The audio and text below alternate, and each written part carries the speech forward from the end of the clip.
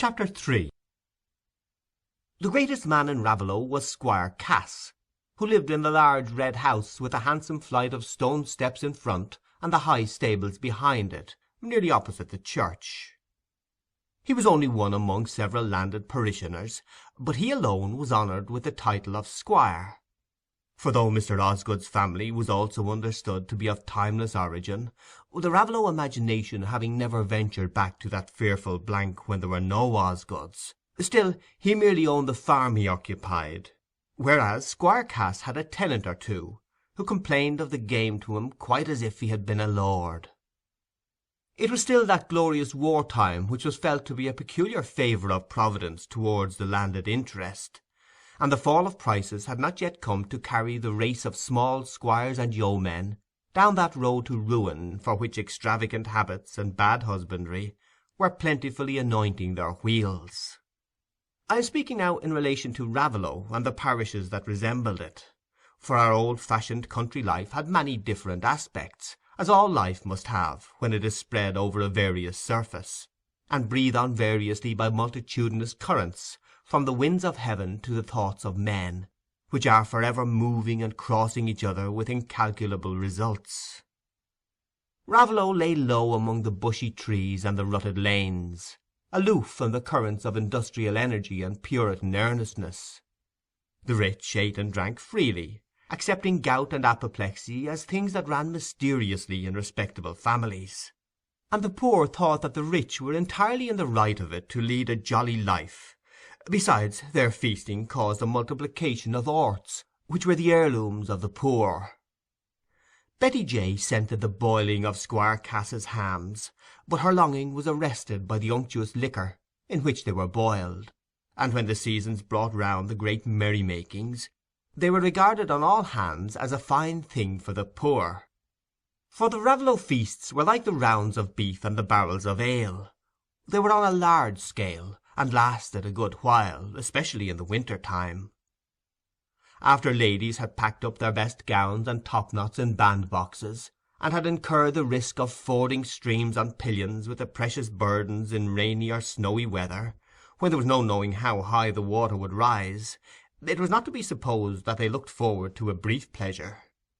On this ground it was always contrived in the dark seasons, when there was little work to be done and the hours were long, that several neighbours should keep open house in succession. So soon as Squire Cass's standing dishes diminished in plenty and freshness, his guests had nothing to do but to walk a little higher up the village to Mr. Osgood's at the orchards, and they found hams and chines uncut, pork pies with the scent of the fire in them, spun butter in all its freshness, everything, in fact, that appetite at leisure could desire, in perhaps greater perfection, though not in greater abundance, than at Squire Cass's.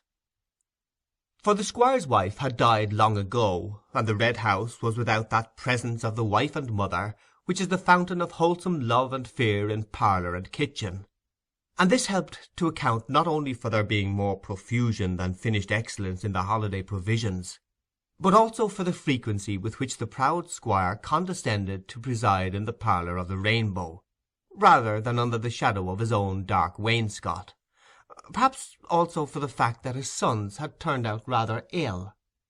Raveloe was not a place where moral censure was severe, but it was thought a weakness in the squire that he had kept all his sons at home in idleness, and though some licence was to be allowed to young men whose fathers could afford it, people shook their heads at the courses of the second son, Dunstan, commonly called Dunsey Cass, whose taste for swapping and betting might turn out to be a sowing of something worse than wild oats.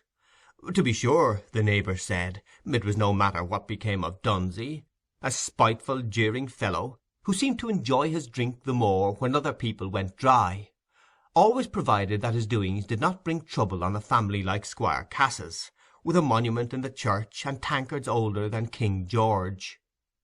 But it would be 1,000 pities if Mr. Godfrey, the eldest, a fine, open-faced, good-natured young man, who was to come into the land some day, should take to going along the same road with his brother, as he had seemed to do of late.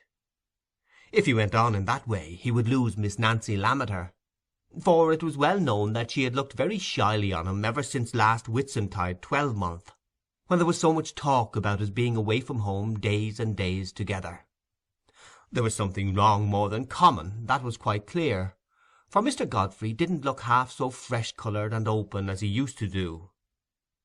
At one time everybody was saying what a handsome couple he and Miss Nancy Lammeter would make, and if she could come to be mistress at the Red House, there would be a fine change, for the Lammeters had been brought up in that way that they never suffered a pinch of salt to be wasted, and yet everybody in their household had of the best, according to his place.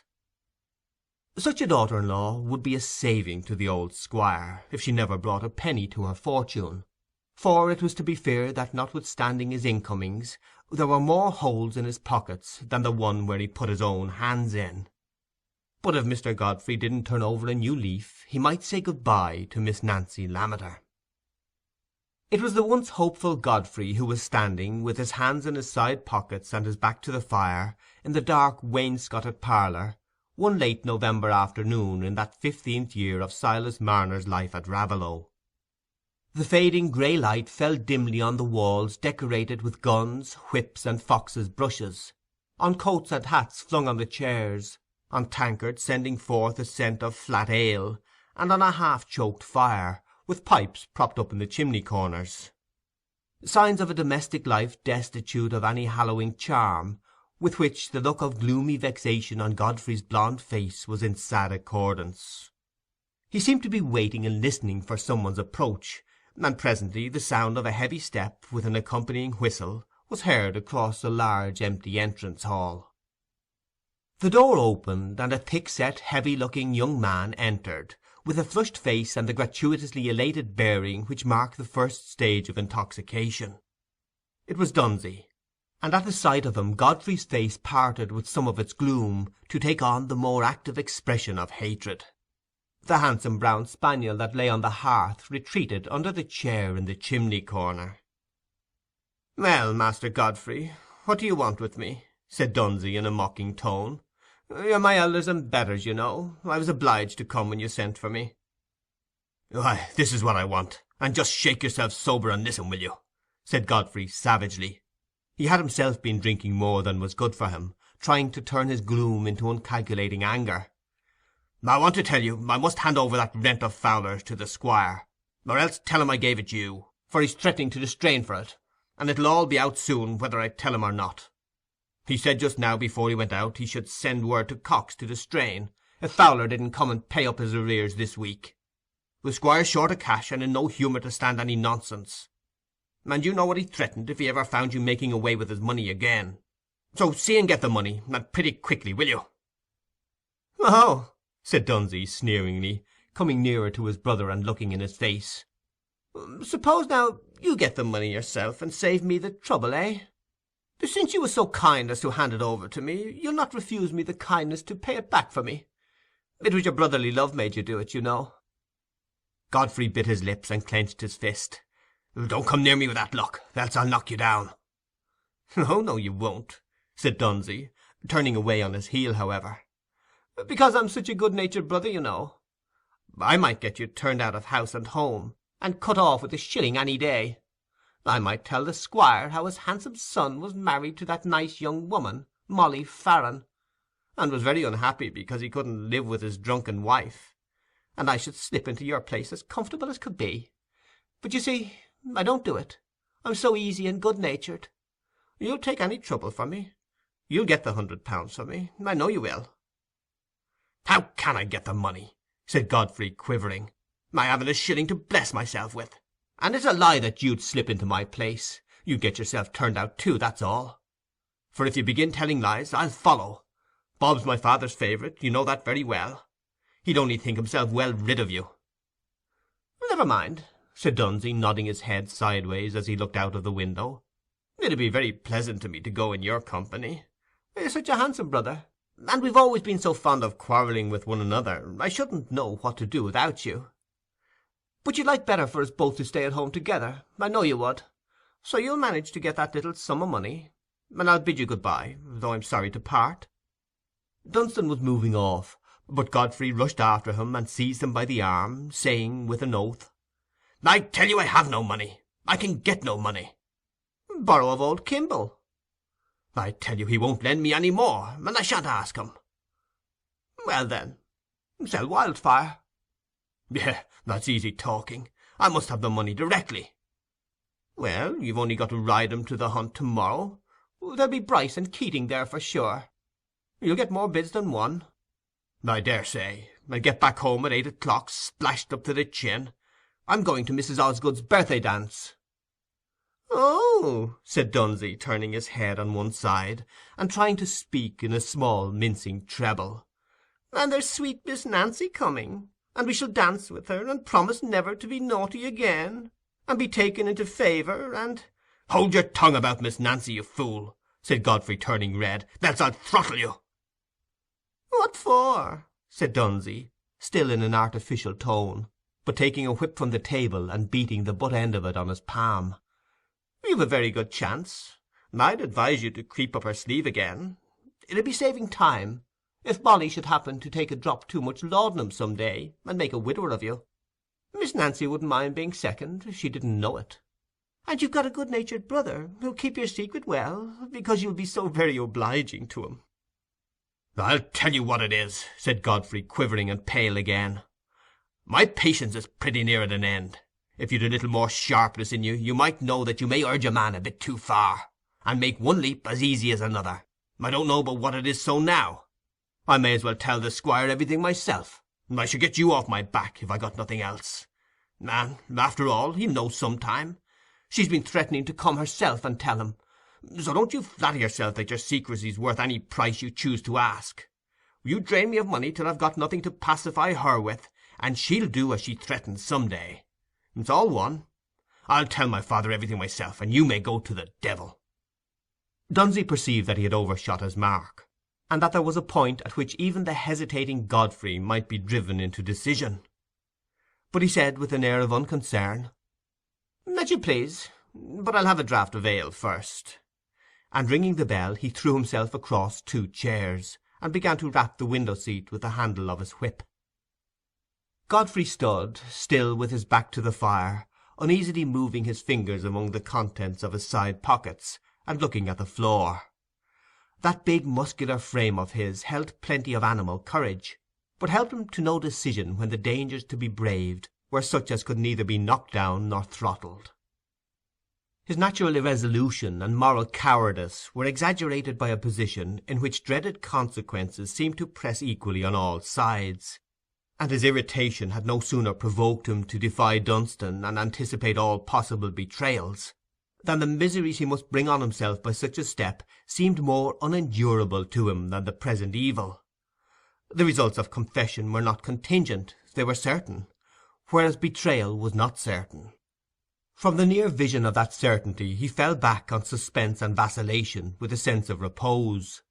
The disinherited son of a small squire, equally disinclined to dig and to beg, was almost as helpless as an uprooted tree, which, by the favour of earth and sky, has grown to a handsome bulk on the spot where it first shot upward. Perhaps it would have been possible to think of digging with some cheerfulness, if Nancy Lammeter were to be won on those terms. But since he must irrevocably lose her as well as the inheritance, and must break every tie but the one that degraded him and left him without motive for trying to recover his better self, he could imagine no future for himself on the other side of confession but that of listing for a soldier, the most desperate step, short of suicide, in the eyes of respectable families. No, he would rather trust to casualties than to his own resolve. Rather go on sitting at the feast and sipping the wine he loved, though with the sword hanging over him and terror in his heart, than rush away into the cold darkness where there was no pleasure left. The utmost concession to Dunstan about the horse began to seem easy, compared with the fulfilment of his own threat, but his pride would not let him recommence the conversation otherwise than by continuing the quarrel. Dunstan was waiting for this, and took his ale in shorter draughts than usual. "It's just like you," Godfrey burst out, in a bitter tone, "to talk about my selling Wildfire in that cool way, the last thing I've got to call my own, and the best bit of horseflesh I've ever had in my life. And if you'd got a spark of pride in you, you'd be ashamed to see the stables emptied, and everybody sneering about it. But it's my belief you'd sell yourself, if it was only for the pleasure of making somebody feel they'd got a bad bargain." "Ay, ay," said Dunstan, very placably.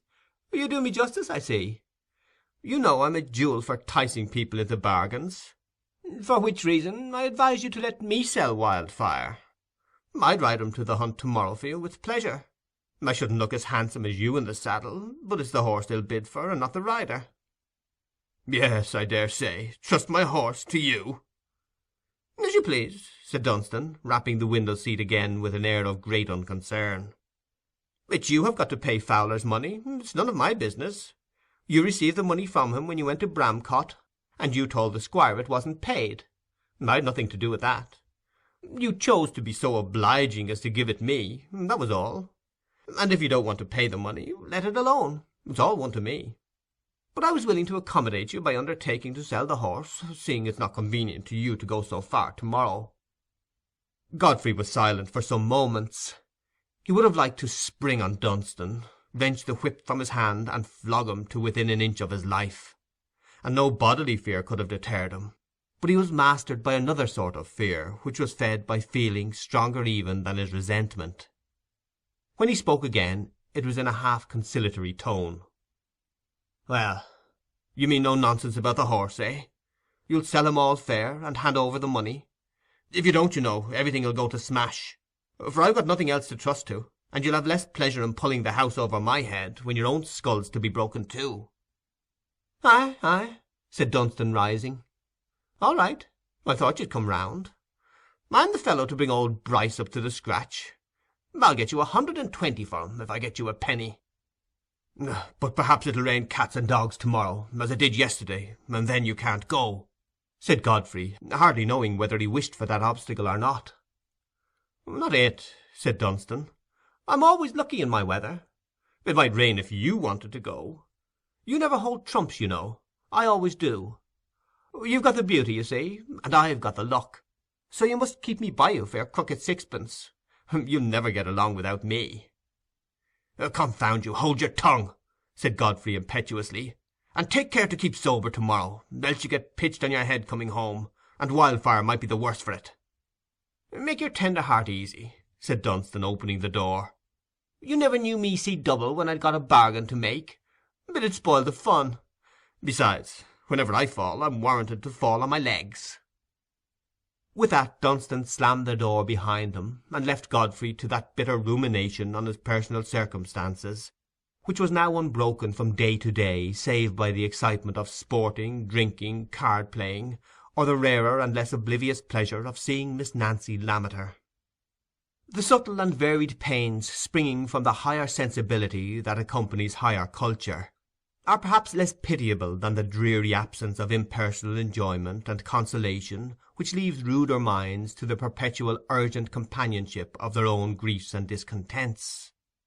The lives of those rural forefathers whom we are apt to think very prosaic figures, men whose only work was to ride round their land, getting heavier and heavier in their saddles, and who passed the rest of their days in the half-listless gratification of senses dulled by monotony, had a certain pathos in them nevertheless. Calamities came to them too, and their early errors carried hard consequences. Perhaps the love of some sweet maiden, the image of purity, order, and calm, had opened their eyes to the vision of a life in which the days would not seem so long, even without rioting. But the maiden was lost, and the vision passed away, and then what was left to them, especially when they had become too heavy for the hunt or for carrying a gun over the furrows, but to drink and get merry, or to drink and get angry, so that they might be independent of variety, and say over again with eager emphasis the things they had already said that time 12-month. Assuredly, among these flushed and dull-eyed men there were some whom, thanks to their native human kindness, even riot would never drive into brutality. Men who, when their cheeks were fresh, had felt the keen point of sorrow or remorse, had been pierced by the reeds they leaned on, or had lightly put their limbs in fetters from which no struggle could loose them. And under these sad circumstances, common to us all, their thoughts could find no resting place outside the ever-trodden round of their own petty history. That at least was the condition of Godfrey Cass in this 26th year of his life. a movement of compunction, helped by those small indefinable influences which every personal relation exerts on a pliant nature, had urged him into a secret marriage which was a blight on his life. It was an ugly story of low passion, delusion, and waking from delusion, which needs not to be dragged from the privacy of Godfrey's bitter memory. He had long known that the delusion was partly due to a trap laid for him by Dunstan, who saw in his brother's degrading marriage the means of gratifying at once his jealous hate and his cupidity. And if Godfrey could have felt himself simply a victim, the iron bit that destiny had put into his mouth would have chafed him less intolerably.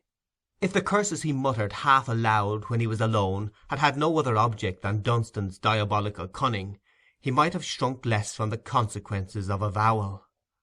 But he had something else to curse, his own vicious folly, which now seemed as mad and unaccountable to him as almost all our follies and vices do when their promptings have long passed away. For 4 years he had thought of Nancy Lammeter, and wooed her with tacit patient worship, as the woman who made him think of the future with joy. She would be his wife, and would make home lovely to him as his father's home had never been. And it would be easy, when she was always so near, to shake off those foolish habits that were no pleasures, but only a feverish way of annulling vacancy. Godfrey's was an essentially domestic nature, bred up in a home where the hearth had no smiles, and where the daily habits were not chastised by the presence of household order. His easy disposition made him fall in unresistingly with the family courses, but the need of some tender permanent affection, the longing for some influence that would make the good he preferred easy to pursue, caused the neatness, purity, and liberal orderliness of the Lammeter household, sunned by the smile of Nancy, to seem like those fresh bright hours of the morning when temptations go to sleep and leave the ear open to the voice of the good angel, inviting to industry, sobriety, and peace. And yet the hope of this paradise had not been enough to save him from a course which shut him out of it for ever. Instead of keeping fast hold of the strong silken rope by which Nancy would have drawn him safe to the green banks where it was easy to step firmly, he had let himself be dragged back into the mud and slime in which it was useless to struggle. He had made ties for himself which robbed him of all wholesome motive, and were a constant exasperation. Still, there was one position worse than the present. It was the position he would be in when the ugly secret was disclosed, and the desire that continually triumphed over every other was that of warding off the evil day, when he would have to bear the consequences of his father's violent resentment for the wound inflicted on his family pride, would have perhaps to turn his back on that hereditary ease and dignity which, after all, was a sort of reason for living, and would carry with him the certainty that he was banished for ever from the sight and esteem of Nancy Lammeter. The longer the interval, the more chance there was of deliverance from some, at least, of the hateful consequences to which he had sold himself.